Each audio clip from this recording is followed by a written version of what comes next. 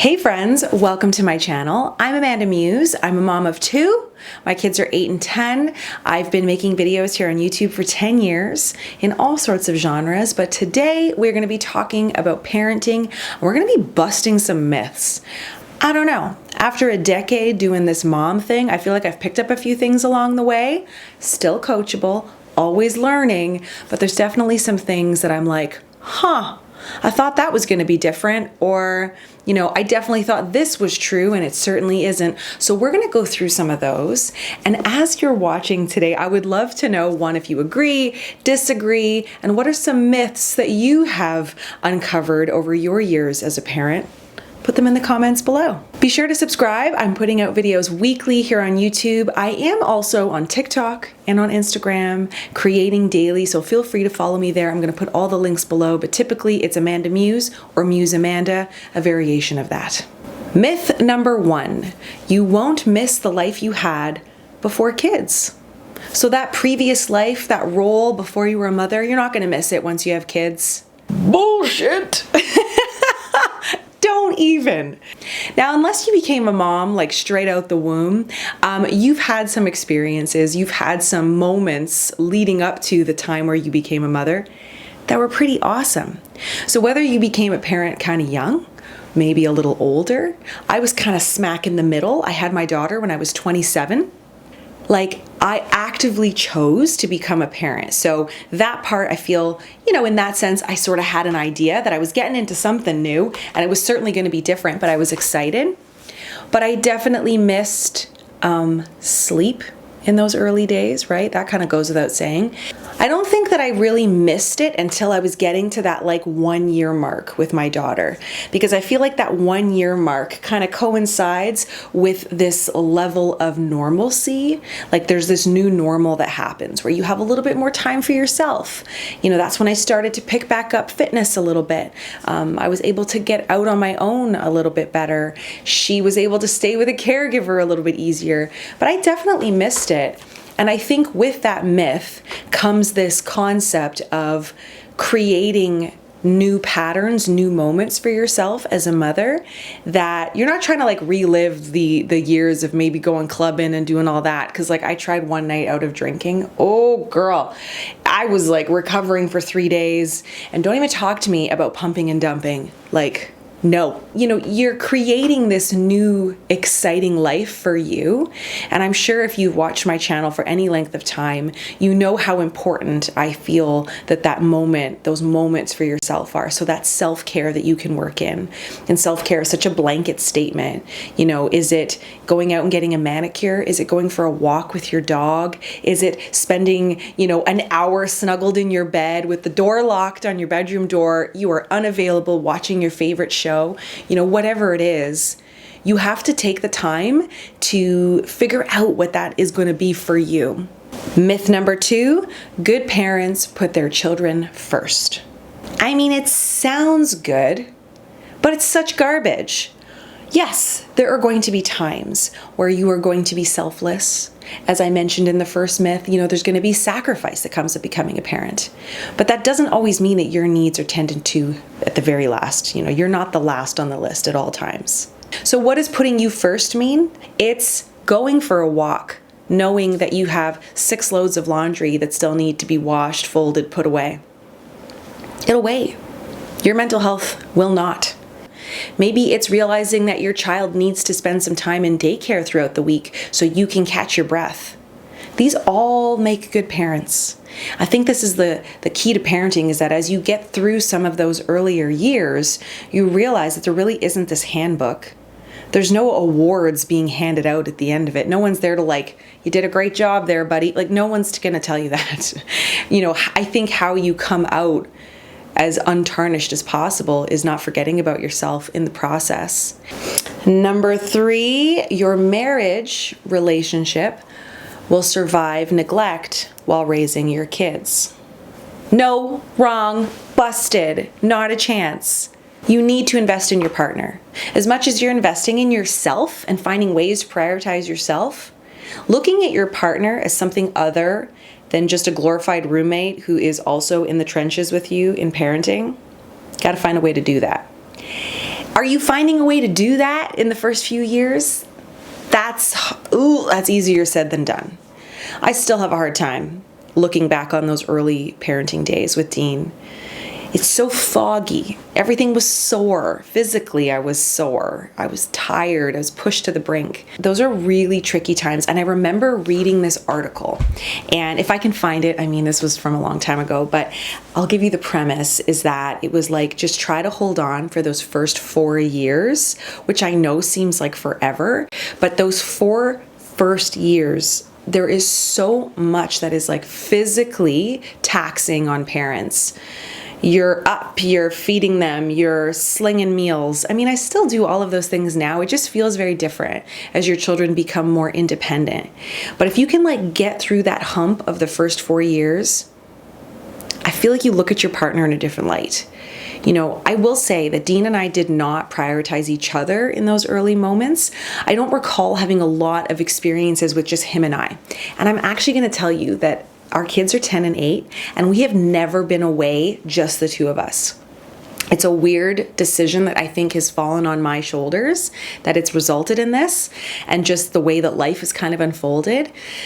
But it's coming, and we're very excited, and our kids are excited to like stay with caretakers and all of that. Now, I will say that he and I have been away at the same time, just not together. So when you have a traveling spouse, it's tricky. But trying to find a way to connect with yourself so that you can ultimately connect with your partner, I think is really important. You know, you kind of both came together and decided to embark on this path, having a family. It's not for everyone, but if you're here, you're likely a parent. And if you can find a way to not let that just fall away and crumble, you're going to have hiccups. You're going to have ups and downs. My goodness, I've had my own in the last, Dean and I have been together for 18 years. So there's been some times. But if you can find a way to reconnect and just, you know, sometimes you're the partner who's pulling the other one along, and then sometimes you're being pulled, and sometimes you're walking arm in arm, but finding a way to keep seeking out that person as an individual person who isn't just a husband or a dad or, you know, a provider. It's tricky. Number 4, kids are resilient. Well, they are, right? To a certain degree, but then sometimes they're not. And this is maybe an unpopular opinion, but I don't think kids need to go through all of the hard things all the time. I think sometimes life is too hard. You know, having just come out of the big pandemic, 2 years of chaos really impacted my family specifically, and I see it in my kids. I see the impact, right? Yeah, we're resilient to a point, and sometimes it's okay to be like, I'm waving the flag. We need some help. Maybe you need some family therapy. Maybe you need to have a little bit more of a gentle approach, right? I think they're resilient, but there is a limit. And you know, as the parent of your children, like, you know what that limit is. The limit for your kids is not going to be the same for mine. The limit for each of my kids is very different, but you know, and I think it's okay to trust that. Number 5, don't be your child's best friend. I got no time for that. Listen, this is a really tricky one for me, but I have heard friends of mine use terms like their children must obey them. And I'm telling you that I can handle myself in most situations. I think I can roll with the punches. But when I heard that, I had to like physically reset myself a little because it was so shocking to my ears. I obey no one. I also don't expect anyone to obey me. Those are very terrifying terms to me. So no. And I think that there's a way to be your kid's friend and also be the leader, the person who rules the roost, the person who, you know, is the boss. And I do feel like I do that well. Sometimes I don't. You know, sometimes I'm not my kid's best friend. And if you heard the Britney Spears video that recently came out, like, I'm Team Britney, dude. We all have those moments.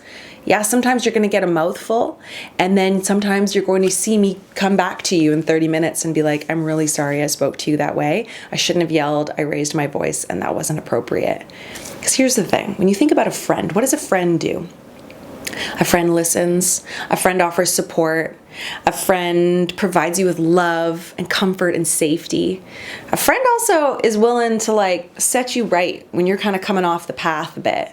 And I think that that is such a wonderful relationship and an example to set with your kids, that this dynamic, so this time in your life, so a point of view from a child, where, you know, I'm the parent, I'm helping guide you. We're also gonna have a lot of fun along the way. But yeah, I'm helping guide you and prevent harm and keep you safe and fed and nourished and all of those things, right? But then at some point that relationship is gonna switch. I'm gonna stop being the leader in your life. And hopefully I will be someone that you call when, oh, that gets me emotional just thinking about that. Get it together. But I hope to be that person that my kids call when they have exciting moments, when they have hard moments, when they need advice. I want to be that person. And in order to be that person in my children's life, there needs to be that foundation of love and respect, consideration, all these wonderful things that define a friendship, because it's not always going to be big bossy mommy leading the kids, right? So yeah, be your kid's friend. I see no harm in that. No harm at all. Number 6 is like a 2-for-1. So you have this one, which is that you will always wish for them to be babies again. And that the idea that the baby years are the best years. Done and done. No, I do not wish for them to be babies again. Sometimes I'll see a TikTok of like 2 adorable little kids, like same age gap as Jack and Esme, my kids. And I'm like, oh my God, that is so delicious. What I would do for a big old snuggle with those chubby cheeks in my face, and I always get right in there and I give them the biggest smooches. What I would do for one of those big cuddles, the big pile of puppies laying on top of me, right? But then I realize there's sacrifice that comes with that time. There's little time for me. There's little time for myself and my husband. I was working around the clock because I was parenting all day. And then I was building my business at night from like 10 p.m. onwards. I hardly slept. It was a time. It was a time. I don't want to go back there. No, I've lived it. I'm moving forward. So I did my best while I was there, and I lived and I loved and I laughed, and I also was angry, and there were moments where I was like, please get me out of here. I need to escape this role of a parent with tiny children. And here we are. In the golden years, man. I have an 8-year-old, I have a 10-year-old. They're independent. They are fun. They're funny. They make me laugh. They also still kind of need me, which is fun. They still want to hang out with me, which is fun. Not all the time, don't get me wrong. But there's a lot of like glorious moments that are happening right now, and I'm here for it. In fact, you've probably noticed a big shift on my channel where I'm talking a lot about this next chapter of motherhood because it is freaking awesome. And this whole concept of like, just you wait until they're this, just you wait until they're teenagers. Bring it, babe. We're growing together. I'm evolving as a parent, just like they're growing into like tiny little tweens and teens and all of this. And I'm just as ready as them, and I feel like we're going at it at the same pace, and I'm so excited for this next phase. So yeah, you will look back with fondness, but you will also celebrate what is happening like right now. And I know that there are moms and dads who are watching this video who know what I'm talking about. Leave me comments, let me know. How old are your kids? Tell me how you're loving this phase, because it is golden. Golden. Number 7, parenting comes naturally. Garbage. No, maybe for some parts of parenting might come naturally. What if you didn't even choose to become a parent and it was kind of like an oopsie daisy, What if the circumstances of the pregnancy, of how your baby even came into your life, were a little stressful? That might limit or create a bit of a stall, a bit of a gap or a pause in how excited you are to enter into this chapter. I chose to become a parent, and so I was very excited about it. A lot did come naturally to me. A lot did not. A lot still does not. Like in our house, if you are wounded, call your dad. Like I am not mommy first aid. I rarely have a Band-Aid. I'm wearing a Band-Aid right now because I got an injury. If you run into stories, story for another day. But I'm not that I have to go out and buy Band-Aids for myself. Like, I don't even know. My husband just shakes his head. He's like, how are you still alive? Like, I don't understand how you take care of yourself. Am I the cook in the house? No. It will never come naturally for me to be excited about cooking. I don't like it. And these children have to eat 3 times a day with snacks, But I figured it out. There's a balance. I often am parenting by myself too, because I have a traveling partner. I make it work. Everyone's still alive today. But I think that it's okay for it to not come totally naturally. Not all of us had incredible parents to set this, this example of how to do this thing called parenting, and then add in being the parenting generation that almost had too much information. I mean, something happens, you just Google it, and you got like 5,000 blog posts and articles about which way you can do something, and it doesn't always come naturally, and that's okay, and it doesn't mean you're a bad parent. Which kind of leads me into this next one, which is that there is no right way to parent. Is that a myth or is that fact, right? Is there a right way to parent? I don't think that there's one specific right way to parent, but there's certainly a pretty shitty way to parent. And I think it's okay to call a spade a spade. Like, there are some things you shouldn't do. There's violence that shouldn't happen. There's certain behaviors that shouldn't happen.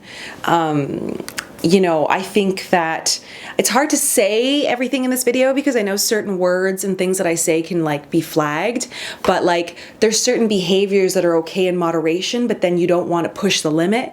You're trying to set a good example, right? Coming back to the thing, you can be their friend, but you're still the parent.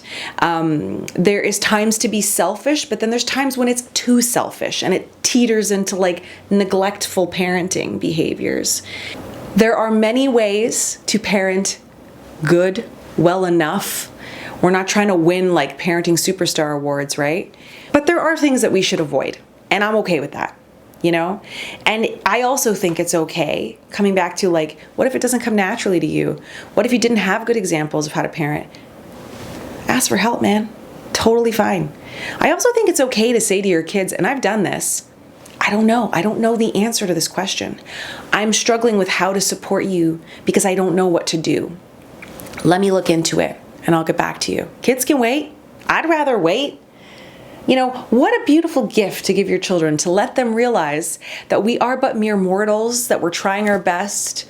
We got into this not quite knowing what we were doing, and there's no one feeding you the answers as we go here. And so to say hey, I don't really know, but let's figure it out together. Number 9 is that some kids need tough love. We've all heard that. Tough love is needed. I'm calling bullshit. Get away from me with your tough love. I don't recall a moment in my life where when I was feeling down and out or heartbroken or confused as a young person where anybody being harsh with me was helpful. 0 times. Nah, no. Never helped, never worked. And I don't think emotions are a bad thing. This concept of girls versus boys and how we should showcase emotion and how we should, my daughter throws hands just as much as my son, and I think that there are times to be firm but fair. I think it's okay to, I kind of touched on a lot of this already, but if you screw up as a parent, if you raise your voice, it's okay to apologize later. These are wonderful things that you're teaching your children, right? Because if you can show that a grown person can apologize for behavior, what's the messaging being received there? It's hey, I lost my cool, or mom or dad lost their cool. And it's okay for them to lose their cool from time to time. And it's also okay for them to acknowledge that that was really crappy behavior and that it's not the way to behave, right? Because kids, they're like sponges. They don't do what we say, they do what we do. What about the myth that parents shouldn't fight in front of their kids? I heard that a ton, right? Never go to bed angry, don't fight in front of your children. I don't know. I think it's kind of silly, honestly. I'm a very passionate person. I get frustrated a lot. My husband is his own independent person, and sometimes he really irritates me, and I likely really irritate him. We just got back from a week of vacation, and so we had not 1, but 2 road trips with 2 children. At one point, we had both the dogs with us. Lordy, it was a lot. Yeah, we lost our cool many a times.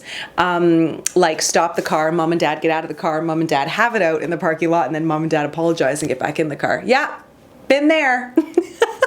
I think that yes, like again, coming back to like, you know, there is a wrong way to parent. I'm not talking about like violence and super, I'm trying to use the right words, but you know what I'm talking about. Like, we're not talking like extreme fighting. I'm talking about like the occasional tiff, right? Like anything, if you've got a problem and you can resolve it and your kids can witness that resolution, I think that there's magic in that. There's power in that. So I guess at the end of the day, when it comes to parenting, nobody knows what we're doing. Hindsight, right?